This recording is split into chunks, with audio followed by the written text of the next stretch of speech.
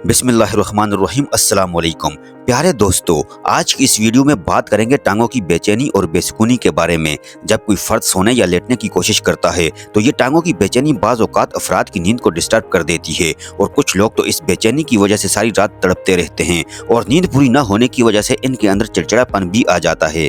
तो प्यारे दोस्तों, इन तमाम इलामात की क्या वजूहात हैं? वीडियो में आगे बढ़ने से कबल आपसे इल्तिमास है कि अगर आपने हमारे चैनल को सब्सक्राइब नहीं किया हुआ तो आपसे गुजारिश करते हैं कि आप हमारे चैनल को सब्सक्राइब कर लीजिए और साथ ही लगे बेल के बटन को भी प्रेस कर लीजिए ताकि आपके पास हमारी अपलोड होने वाली मजीद हेल्थ से रिलेटेड मालूमाती वीडियोस का नोटिफिकेशन बर वक्त मिलता रहे। प्यारे दोस्तों, ऐसा होता उस वक्त है जब आप बिस्तर पर लेटने या सोने की कोशिश करते हैं तो टांगों में एक अजीब सी बेचैनी महसूस होती है और इस बेचैनी की वजह से टांगों को हिलाते हैं, एक टांग को दूसरी टांग पर मारते हैं तो ये तकलीफ सोने नहीं देती। तो इस बीमारी को रेस्टलेस लेग सिंड्रोम कहा जाता है। ये बीमारी किन लोगों को होती है, क्यों होती है, इसे डायग्नोस कैसे किया जाता है, क्या ये सीरियस बीमारी है, क्या इससे बचा जा सकता है, कौन सी दवाइयां हैं जिनको इस बीमारी के इलाज के तौर पर इस्तेमाल किया जाता है, ये वो तमाम सवालात हैं जिनके जवाब आज की इस वीडियो में दिए जाएंगे। आप इसे जरूर एंड तक देखिए बिना स्किप किए। प्यारे दोस्तों, रेस्टलेस लेग सिंड्रोम एक ऐसी बीमारी है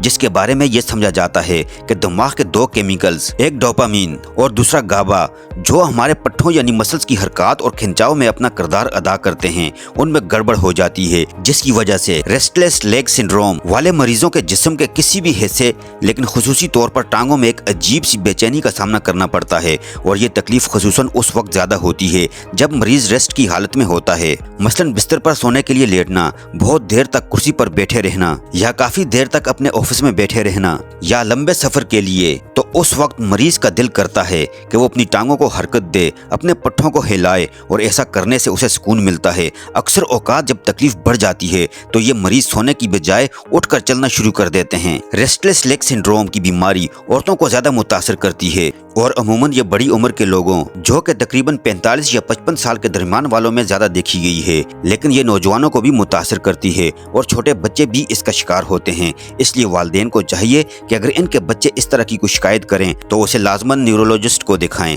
ताकि डायग्नोस कंफर्म हो जाए। टांगों में बेचैनी की क्या असबाब हैं? ये बहुत अहम सवाल है, इसे जरूर समझिएगा। देखें, अगर किसी के अंदर आयरन की कमी है, उसे गुर्दे की कोई बीमारी है, लेकिन खातून जो प्रेग्नेंट हैं, खुसूसन आखिरी 3 महीने वाली, मरीज को अगर किसी भी सबब से नसों की कोई बीमारी है या मरीज कुछ ऐसी दवाइयां इस्तेमाल कर रहा है जो रेस्टलेस लेग सिंड्रोम को बढ़ा देती हैं, ये जितने भी असबाब हैं, इनकी वजह से रेस्टलेस लेग सिंड्रोम हो सकता है। इसलिए रेस्टलेस लेग सिंड्रोम वाले मरीजों में कुछ टेस्ट जरूर करवाते हैं, जिसमें सरफहरिस्त वो लिस्ट है जिसमें आयरन की कमी का पता चलता है, जैसा कि CBC, TIBC वगैरह। अगर नसों की बीमारी यानी पेरिफेरल न्यूरोपैथी का खदशा हो तो विटामिन B12 और हेमोग्लोबिन A1C के साथ साथ नसों का टेस्ट, जिसे NCS नर्व कंडीशन स्टडी कहते हैं, वो भी करवाया जा सकता है। सिगरेट नोशी, शराब नोशी, ज्यादा चाय और कॉफी का इस्तेमाल भी रेस्टलेस लेग सिंड्रोम करवा सकता है। लेकिन नाज़रीन, अक्सर औकात बावजूद इन तमाम चीजों के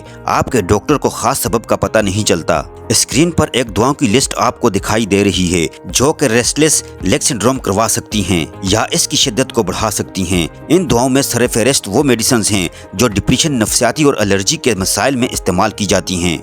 अगर आपकी टांगों में बेचैनी की तकलीफ है तो अपनी दवाओं पर जरूर असर डालें कि कहीं इनकी वजह से तो आपको ये तकलीफ नहीं हो रही। लेकिन याद रखिएगा, कोई भी दवा अपनी मर्जी से आप बंद न करें, अपने डॉक्टर से जरूर मशवरा करें। अब सवाल ये है कि रेस्टलेस लेग सिंड्रोम की तशखीस, इसकी डायग्नोस कैसे की जाती है? तो आप जान लें कि रेस्टलेस लेग सिंड्रोम को डायग्नोस करने का कोई भी टेस्ट नहीं है। इससे पहले जिन टेस्टों का जिक्र किया था वो रेस्टलेस लेग सिंड्रोम का सबब ढूंढने के लिए थे। रेस्टलेस लेग सिंड्रोम की डायग्नोसिस आपकी इलामात की बुनियाद पर होती हैं। ये क्लिनिकल डायग्नोसिस है, इसलिए आप खुद भी पहचान सकते हैं अगर आपको इस बीमारी के बारे में इल्म हो। यहाँ मैं एक सवाल रखना चाहता हूँ, वो ये कि क्या रेस्टलेस लेग सिंड्रोम सीरियस बीमारी है, इसे संजीदा लेना चाहिए? तो इसका जवाब है यस।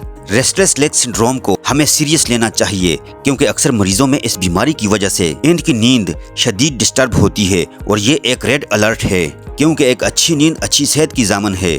अगर रेस्टलेस लेग की वजह से आपकी नींद कई हफ्तों और महीनों तक डिस्टर्ब रहे, कोई रिसर्च ये बताती है कि ऐसे मरीजों को हार्ट अटैक, फालिज, हाई ब्लड प्रेशर और मोटापे के खतरात बढ़ जाते हैं। इसलिए रेस्टलेस लेग सिंड्रोम की अगर आपके अंदर अलामात मौजूद हैं तो अपने करीबी डॉक्टर से राब्ता करें। अब बात करते हैं इलाज की। इलाज के दो पहलू हैं। एक, अगर ऐसा सबब मिलता है जो रेस्टलेस लेग सिंड्रोम करवा रहा है तो उसे ठीक करना जरूरी है, जैसा कि आयरन की कमी वगैरह, या कोई आप ऐसी मेडिसिन ले रहे हैं जो कि रेस्टलेस लेग सिंड्रोम करवा रही हैं या बढ़ा रही हैं, तो उसे हटाना जरूरी है।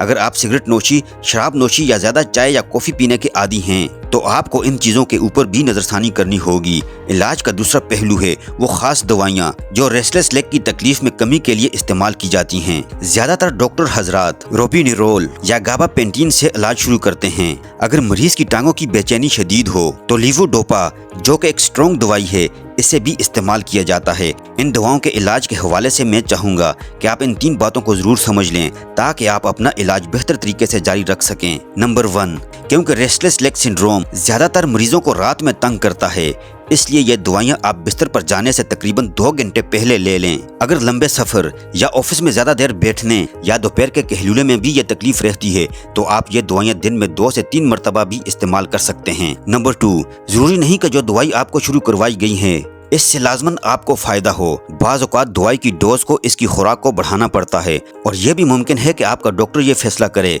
क्योंकि इस दवाई से फायदा नहीं हो रहा तो इसको बंद करके दूसरी दवाई दे दे। नंबर 3, अगर इलाज शुरू हो गया तो कब तक जारी रखना है, इस सवाल का कोई खत्मी जवाब नहीं। अमूमन अगर तकलीफ हल्की नौइयत की है तो 2-3 माह के लिए दवाई देकर उसे बंद किया जा सकता है, लेकिन अपने डॉक्टर के मशवरे से। अगर दवाई बंद करने के बाद दोबारा तकलीफ शुरू हो तो दवाई दोबारा लेनी होगी, लेकिन अगर रेस्टलेस लेग सिंड्रोम शदीद नौइयत का है तो अमूमन कई माह तक दवाई भी दी जा सकती है। एक अजीब सी बात आपको बताऊं कि कई मरीज तो इस बात पर राजी ही नहीं होते कि दवाई बंद की जाए क्योंकि उन्होंने बहुत रेस्टलेस लेग सिंड्रोम की वजह से तकलीफ वाला वक्त देखा होता है। वो नहीं चाहते कि वो वक्त दोबारा आए। दवाइयों के अलावा नाज़रीन, आपका डॉक्टर आपको कुछ वर्जिशें भी तजवीज़ कर सकता है। मैं एक्सरसाइज का खुसूसन तज़किरा करूँगा। एक काफ स्ट्रेचिंग है जिसमें आपकी जो पिंडलियाँ हैं इसको स्ट्रेच करने, इसको खींचने के लिए, इसके अंदर तनाव पैदा करने के लिए वर्जिश की जाती है और ये एक्सरसाइज आप ऑफिस में बैठकर भी कर सकते हैं और बिस्तर पर लेटकर भी कर सकते हैं। प्यारे दोस्तों, ये थी हमारी आज की वीडियो। उम्मीद है ये वीडियो आपको पसंद आई होगी। वीडियो को लाइक कीजिए, कमेंट सेक्शन में अपनी कीमती राय का इजहार जरूर कीजिए। अपना बहुत सारा ख्याल रखिएगा। अल्लाह हाफिज।